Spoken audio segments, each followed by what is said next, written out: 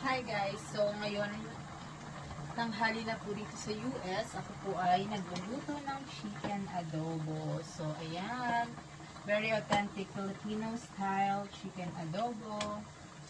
So, ito nga pala yung ano namin guys, yung pananghalian namin ngayon. So, ipapatikim natin sa palangga ko yung Filipino food guys. So, ayan. Super sarap nito guys. Paborito to ng karamihan. At paborito ko din to, syempre. So, nilagyan ko to ng pineapple chunks guys. Tapos yung pineapple juice. Kaya naman, super sarap nito. So, ano na to, ito yung klase ng adobo na parang medyo ano siya, yung konti lang yung sauce, parang ganun. Hindi siya masyado masabaw, pero masarsa siya.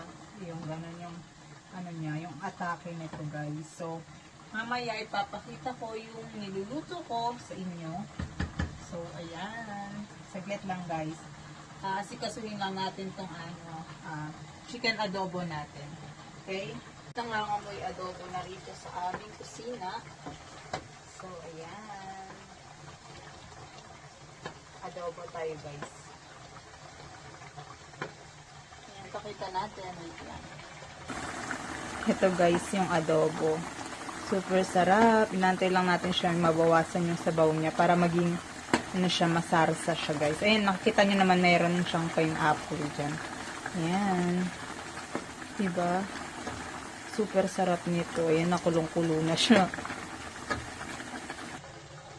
Ayan, tapos papartneran natin to guys ng, syempre, Pilipino tayo. Lalagyan natin ng magkano tayo ng kanin guys.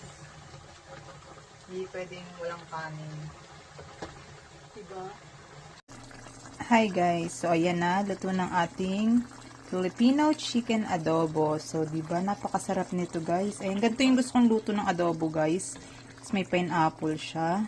Ayan. Diba, nire-ready ko na yung yung kanin guys. Para kakain na kami ni palangga. Ayan. Sana magustuhan niya to. Adobo, napakasarap nito guys. Ayan. Thank you for watching.